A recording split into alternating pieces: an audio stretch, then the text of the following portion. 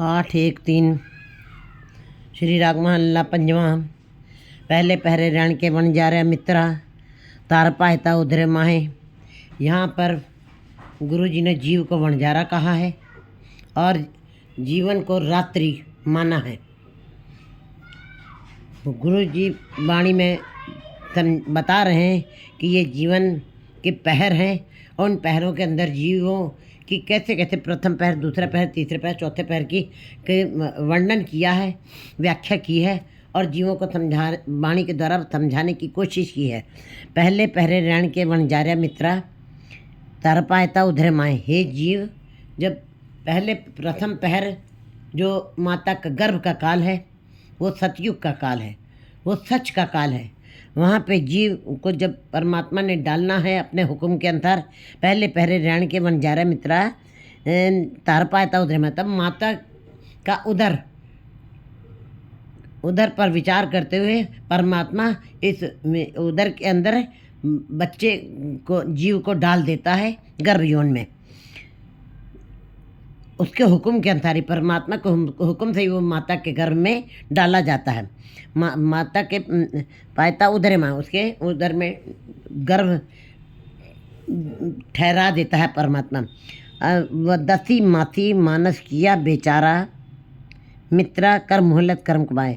और 10 मास तक माता के गर्भ में उस ईश्वर के हुक्म के अनुसार इस जीव को वहाँ पे रहना पड़ता है। दसी मासी मानस किया वनजारा मित्रा, ये वनजारे मित्र 10 मास के लिए माता के उदर में इस जीव को वहाँ पे रहना पड़ता है, मोहलत कर्म कमाए। और ये मोहलत मिली हुई है, इस समय के अंदर वो कमाई करता है, वो ईश्वर के साथ लिव लगाता है। मोहलत कर दीनी कर्म कमाने जैसा लिखत तुर पाया। परमात्मा ने इस समय को बांध दिया 10 मास के लिए और जीव जो है मोहलत कर दीनी कर्म कमाने। और जीव जब संसार में भी आता है उसके लिए भी समय, उसकी श्वासों का समय बांध दिया। लिखे बोलना, लिखे वाट चलाओ, लिखे खाना खाना। उसका खाना पीना भी लिखा हुआ है, उसका श्वास का एक एक श्वास उसकी लिखी पड़ी हुई है। उसके ना आगे एक श्वास जा सकती है ना कम हो सकती है। गुरुजी ने इसका एक मोहलत बना दी, एक समय बना दिया, एक निश्चित समय बना दिया। मोहलत कर दीनी कर्म कमाने। इस संसार में कर्म कमाने के लिए जीव को एक समय बांध दिया है, जैसा लिखत तुर पाया। जैसा परमात्मा ने अपने धुर दरगाह से अपनी लेखनी से जैसी कलम मुड़ी है मस्तक तैसी जीड़े पास, जैसी कलम उस माथे के ऊपर लिख दी है परमात्मा ने, वो जीड़े जी के पास है और वैसा ही वो फिर कर्म कमाता है संसार में आकर के।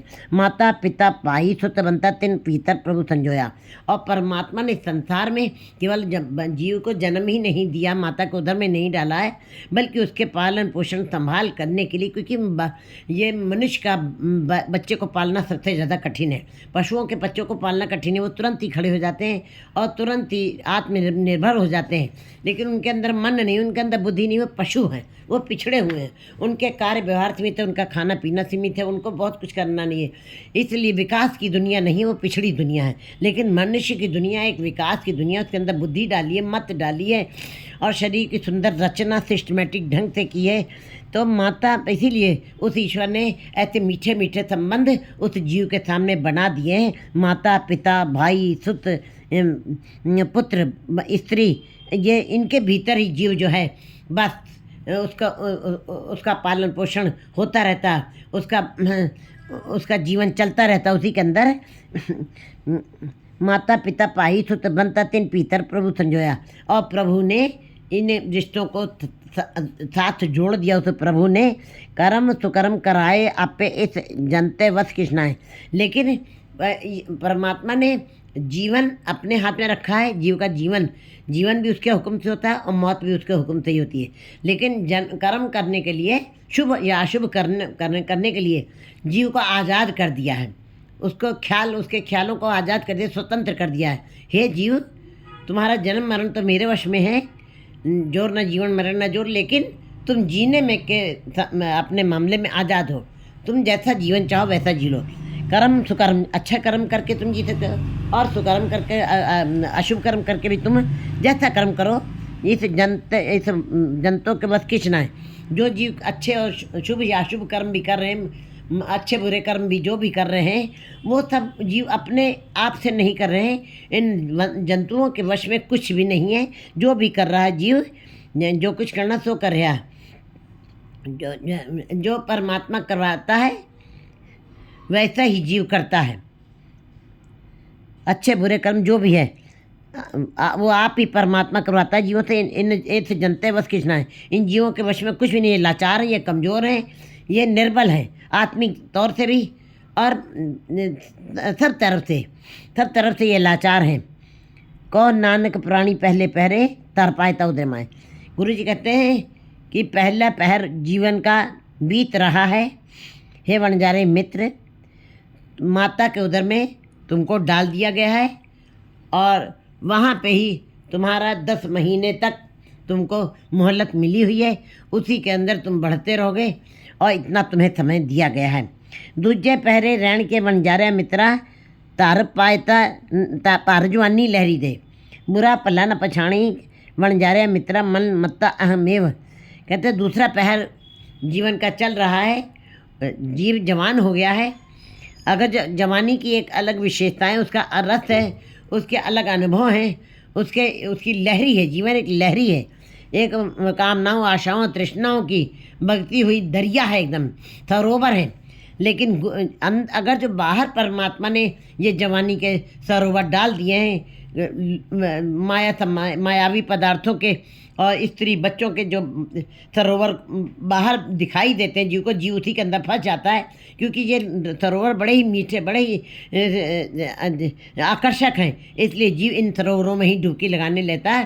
पर सरोवर उछले करने उछल के ये सरोवर लहरें मार रहे हैं और जीव उसी के अंदर पड़ा है। जबकि अंदर भी परमात्मा के नाम के सरोवर लहरी मार रहे हैं, लेकिन जीव इतना ज्ञानांध हो जाता है। परमात्मा के नाम के भी सरोवर भरे पड़े हुए हैं, नाम के भी नदियाँ भरी पड़ी हैं, उछाले मार रही हैं जीव के लिए। लेकिन कहते हैं गुरु जी कि दूजे पहरे रण के वनजारा मित्रा पार जवानी लहरी दे। जवानी लहरी दे रही है, उसके अलग आनंद है, उसके अलग रस है। क्योंकि परमात्मा ने हर अंग के अंदर रस डाल दिया है। जैसी अगन उदर में तैसी बाहर माया, और माया अगन सब इक्को ही करते खेल रचाया। जो ब्रह्मंडो सोई पिंडो कहते, पिंड के अंदर स्त्री पुरुष के संबंध को ऐसा बना दिया है कि जीव उससे बाहर निकल ही नहीं पाता है। और ये जीव वनजारा मित्रा बाहर जवानी ले रहे। अब जवानी ने लहरी दे दी है, जवानी आ गई है। बचपन तो पता ही नहीं चलता है कि कहाँ बीत जाता। बचपन बड़ा भोला होता है, बचपन को कुछ पता नहीं कि जवानी क्या चीज़ है। बच्चे को क्या पता जवानी क्या है। जवान हो करके ही पता चलता है कि जवानी क्या आनंद है, जवानी की क्या कामनाएं, जवानी की क्या तृष्णाएं, जवानी के क्या परिवर्तन है, और जवानी कैसा तूफ़ान है, जवानी कैसा रस है। ये तो जवान होकर के ही पता चलता है। यह वैसे नहीं पता चले, जैसे जवान बच्चे को बुढ़ापे का नहीं पता है, बूढ़े होकर ही पता चलता है। इस प्रकार जब जवानी लहरी देती है अपनी, तो जीव जो है उसी के अंदर जवानी की लहरी में ही मस्त हो जाता, पड़ जाता है। बुरा पला न पछाणी, और ऐसा मस्त हो जाता वो लहरें, वो वासनाएं इतनी अपनी तरफ खींच लेती हैं जीव को, उसको अच्छा बुरा भी नहीं दिखाई देता है कि मैं अच्छा कार्य कर रहा हूँ, उचित कार्य कर रहा हूँ कि अनुचित कार्य कर रहा हूँ। और वो वासनाओं में पड़ा हुआ उन जो वासनाओं की लहरें उछाले मार रही, सरोवर जो उछल के सामने आ रहे हैं, उसके उर्थ सरोवर के अंदर जो लहरों के अंदर जो जीव डुबकी लगा रहे हैं, उनको अच्छा बुरे की भी पहचान नहीं रह गई है। वो बिल्कुल वासनाओं में अंधे हो गए। बुरा पला न पछाणी प्राणी आगे पंथ करा ले। लेकिन जबकि जीवों के ये जवानी 4 दिन की है, आगे जो समय आने वाला है मौत का, वो बहुत ही बड़ा कठिन रास्ता है, बड़ा करारा है, बड़ा कठोर रास्ता है। वहाँ पे कोई लिहाज नहीं होगा, वो बड़ा पगडंडी का रास्ता है। इधर कुआं उधर खाई है, किस तरफ तुम जाओगे हे जीव, फंस के रह जाओगे। बता रहे हैं गुरु जी, समझा रहे हैं। धर्म राय जब करारा पूरा सतगुरु कभू न सेव्या सिर ठाडे जमजंदारा। और पूरे सतगुरु के साथ कभी तुमने मिलाप नहीं किया, पूरे सतगुरु से भेंट नहीं की, गुरु के शब्द के साथ तुमने कभी उसको दृढ़ नहीं किया, उसके उपदेशों पर चले नहीं, उसका सिमरन नहीं किया, फिर ठाडे जमजंदारा। फिर यमराज जो है आ करके अपना पहरा दे रहा है, जो बड़ा ही भयावह है। वो अपना जब खड़ा हो गया सामने यमराज विकराल रूप में, धर्म राय जब पकरस बौरे तब क्या जवाब करे। हे जीव, जवानी में मस्त, जवानी की लहरी में, जवानी के सरोवरों में जो तुम डुबकी लगा रहे हो, वासनाओं में डुबकी लगा रहे हो, जिसके पीछे तुमको अच्छा बुरा भी नहीं दिखाई दे रहा है, लेकिन आगे रास्ता बहुत कठिन है, बड़ा कठोर रास्ता है। धर्म राय ने जब तुमको जब पकड़ लिया, हे बौरे, हे पागल जीव, हे अज्ञानी जीव, तब तुम क्या जवाब दोगे। तुम्हारे पास उत्तर नहीं होंगे और फंस जाओगे तुम लाचार हो जाओगे, तुम्हारा चेहरा उड़ जाएगा। कहो नानक दूजे पहरे प्राणी पर जोबन लहरी दे। गुरु जी कहते दूसरा पहर जो जवानी का पहर है, आयु का दूसरा पहर जवानी है, जवानी अपनी लहरी दे रही है, प्राणी पर जोबन लहरी दे। और जवानी की लहरी जीव को पूरा बाहर से भी अंधा बना दे, आंखें होते हुए अंधा बना देती है, और अच्छे बुरे का विचार भी उसके अंदर ख़त्म हो जाता है। सारे कर्म जो उसके मन में आता है वो करता चला जाता है, अज्ञान आंध हो जाता है। तीजे पहरे रण के वनजार्या मित्रा बिख तंचे अंध ज्ञान। तीसरा पहर आया है। अब जीव जो है जब परिवार बन जाए, 10 बाल तन 20 रवण तीसरा का सुंदर कहावे, 40 पुर 85 पख थे, 60 को बुढ़े पावे, 70 का मतहीन, 80 का व्यवहार न पावे, 90 का थे जासणी। तो कहते हैं गुरु जी बता रहे हैं कि ये सारी अवस्था, ये सारी उम्र की अवस्थाएं बताई। 10 साल की अवस्था तो भोलेपन में बीत गई है, 20 रवण में तीसरा का सुंदर, 30 की अवस्था जो लहरी है, जवानी की लहरी है, उसमें बार बार जीव जो है अपनी सुंदरता को निहारता रहता, मंत्र आत्ममुग्ध हो जाता है अपनी सूरत के ऊपर ही, और आत्ममुग्ध होते हुए वो परमात्मा को ही भूल जाता है। तीजे पहरे रण के बन जा रहे मित्रा बिक संचय अंध ज्ञान। बात संसार के धन संपदा, स्त्री बच्चे, विषय विकारों में ही डूबा रहता है। और ये ऊपर से ये संसार की ये जो मिठ गंदले हैं, ऊपर से जो संसार तुमको मीठा दिखाई देता है, ये अंदर से जहर की गनेड़ियाँ हैं। ये स्त्री रूप जो तुमको मीठी गंदलें दिखाई दे रही, ये मीठी नहीं है, ये विष की गनेड़ियाँ हैं। ये अंत में तुम्हें दुख देंगी। गन्ने को चूसो तो गन्ना तो ऊपर से चूसते चूसते अंत तक वो मीठा है, लेकिन संसार की जो मीठ गंदले जो हैं ये विष भरी हैं। ये ऊपर से ही सब संसार मीठा दिखाई देता है, स्त्री बच्चे परिवार संसार धन संपदा, लेकिन यह है अंदर से विष ही।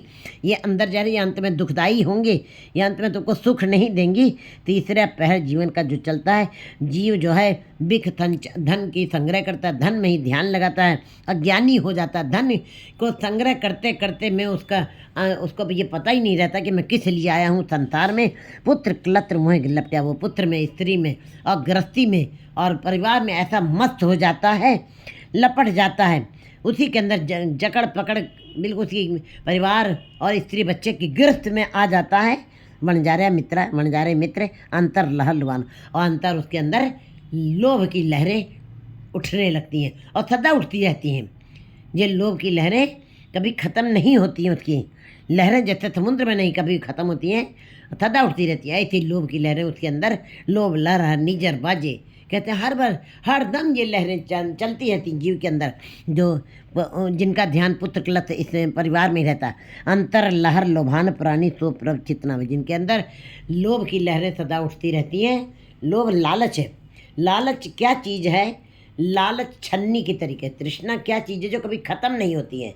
जिस बाल्टी में पेंदा ही नहीं है वो कब भरेगा, वो कब शांत होगा, वो कब तृप्त होगा। इसका मतलब लालची जीव कभी भी तृप्त नहीं होता। वो बिना बेंदे की बाल्टी है, वो छन्नी की तरीके से उसका हृदय, वो कभी भी शांत नहीं होता। अंदर उसके लहरें लोभ की लहरें उठती रहती हैं और तो प्रभ चितना, इसी कारण उसको ईश्वर याद नहीं आता है। ताई साध संगत संग ना किया बहुत जोड़नी दुपाया, और साध संगत कभी किए नहीं, क्योंकि लोभ की लहरों ने उसको अपने जकड़ में ले लिया, उसके बाहर वो निकल ही नहीं पा रहा, उसी के अंदर फंस गया है। संसार के अंदर पर लोभ में, मोह में, लोभ के साथ मोह जुड़ा हुआ है। कितना इकट्ठा कर लें, 10 वस्तु ले पाचे पावे, कहते सांस कटे लक्को उठतावे, तैस कटे लक्को उठतावे, त्रिपत ना आवे माया पाछे पावे। कहते तृप्ति कभी नहीं होगी और साथ संगत कभी की नहीं। जहाँ पे आकर के समझ आनी, बूझ आनी, ज्ञान मिलना है, साथ संगत कभी संग न किया, संग कभी किया ही नहीं, साथ संगत में आए ही नहीं, बहुत जोनी परमाया। तो ऐसे जीव जोनियों की भटकनों में ही पड़े रहेंगे। सृजनहार विचार्या स्वामी एक निमक न लगो त्यान। उस सृजनहार जिसने तुम्हारी रचना की, जिसने तुमको इतना सुंदर उत्तम बनाया, क्योंकि मनुष्य जन्म जो है सबसे उत्तम जन्म है। बहुत बड़े भाग मानुख तन पावा, बड़े भाग्य से फिरत फिरत बहुते जुग हारे मानुख दे लई। बड़े ही जुगों से, बड़ी जन्मों में भटकने के बाद ये मनुष्य जन्म मिलता है। फिर भी हमने उस सृजनहार स्वामी को भुला दिया है। और एक नमक के लिए भी मैंने उसके अंदर ध्यान नहीं लगाया, प्रभु के चरणों के साथ ध्यान नहीं लगा। कौन नानक प्राणी तीजे पैरे बिख तंचे अंधज्ञान। तीसरे पैर में जीव जो है स्त्री बच्चों के बीच में पड़ा हुआ, उसी के मुंह में पड़ा हुआ, उसके लिए कितना इकट्ठा कर ले। कहते हैं इतना लालच उसके अंदर होता है, कभी वो तृप्त नहीं होता है। और तीसरा पहर जो है ऐसे विषय विकारों में बीत गया अज्ञानी जीवों का। चौथे पहरे रण के बन जा रहे मित्रा, दिन नेड़े आया तो चौथा पहर आ गया। चौथा पहर मतलब बचपन, जवानी, बुढ़ापा और मौत। वो बुढ़ापे के बाद मौत है। बूढ़ा हो जाता जीव, अपने को बूढ़ा समझता नहीं है, वो बूढ़ा कहलाना ही नहीं चाहता है। लेकिन गुरु जी कहते जे जरवाना पर हरे, जे तुम बुढ़ापे को भगाना चाहते हो, तुम बूढ़े नहीं कहलाना चाहते हो, किस तरफ से तुम उसको हटाओगे।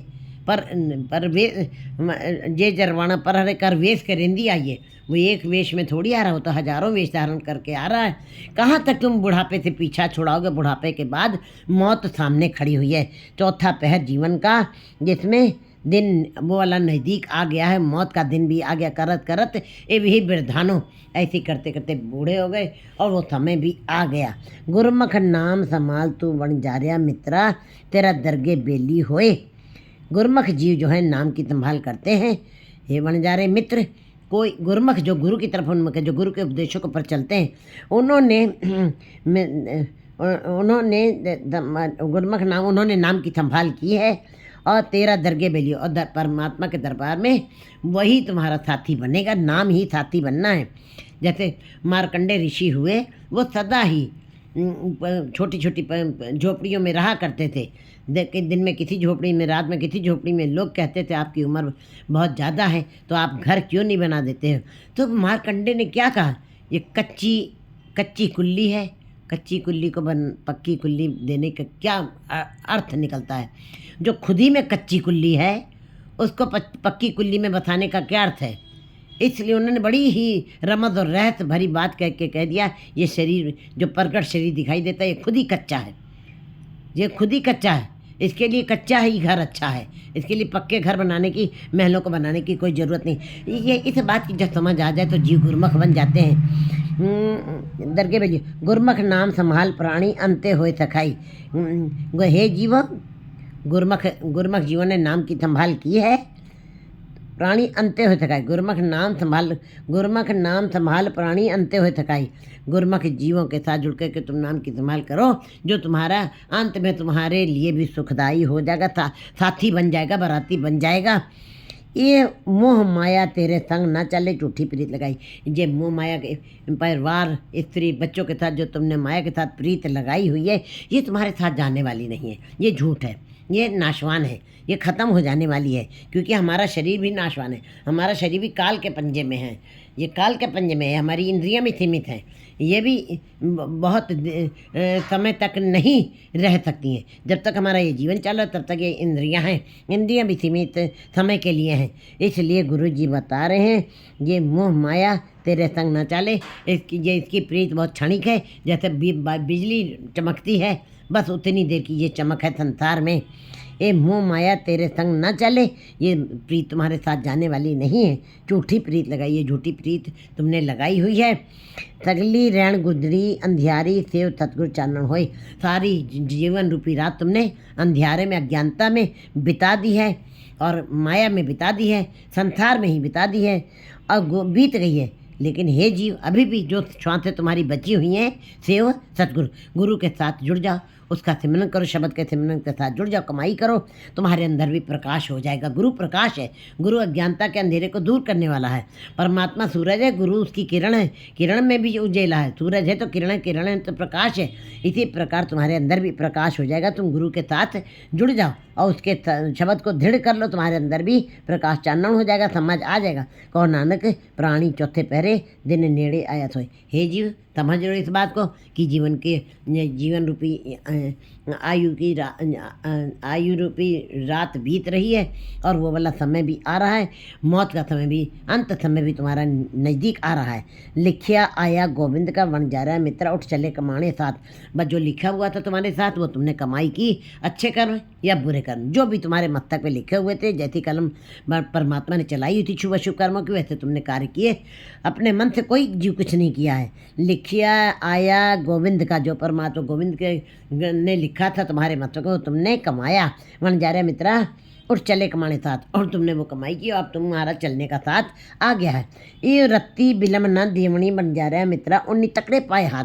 अब 1 सेकंड की भी देर, एक जरा देर भी नहीं लगेगी, एक विलम्ब जरा भी नहीं होगा। एक रत्ती विलम्ब, रत्ती भर भी, रत्ती किसको कहते हैं? बहुत छोटी सी रत्ती जिससे जिससे सोना तौला जाता है, वो रत्ती। एक रत्ती विलम्ब न कीजिए हे जीव, अब एक रत्ती भर भी, 1 सेकंड के लिए भी तुम देर न करो, उसके नाम के अंदर जुड़ जाओ। एक रत्ती विलम्ब न देवनी, वो जो यमराज कहते हैं समय आ गया है, उठ चले कमाने साथ, जो तुम्हारी कमाई तुमने की वो तुम्हारे साथ चलेगी, अब जरा भी देर नहीं लगेगी देवनी। वो बन जा रहा है मित्रा उन्नी तकड़े पाए, यमराजे के जो हेरू आ गए हैं और उन्होंने तुम्हारे ऊपर अपने बड़े बलशाली हाथों से तुमको बांध लिया है, उन्हें तकड़े पाया। तुम छुड़ा के भाग नहीं सकते हो, तुम कहीं जा नहीं सकते हो। तुम यमराज के तकड़े हाथों में बंध चुके हो, उन हाथों से ये जीव कभी निकल नहीं सकता। लिखिया आया पकड़ चलाया मनमुख सदा दुहेले, जो लिख के आया था वही जीव के साथ चल रहा है। अब जब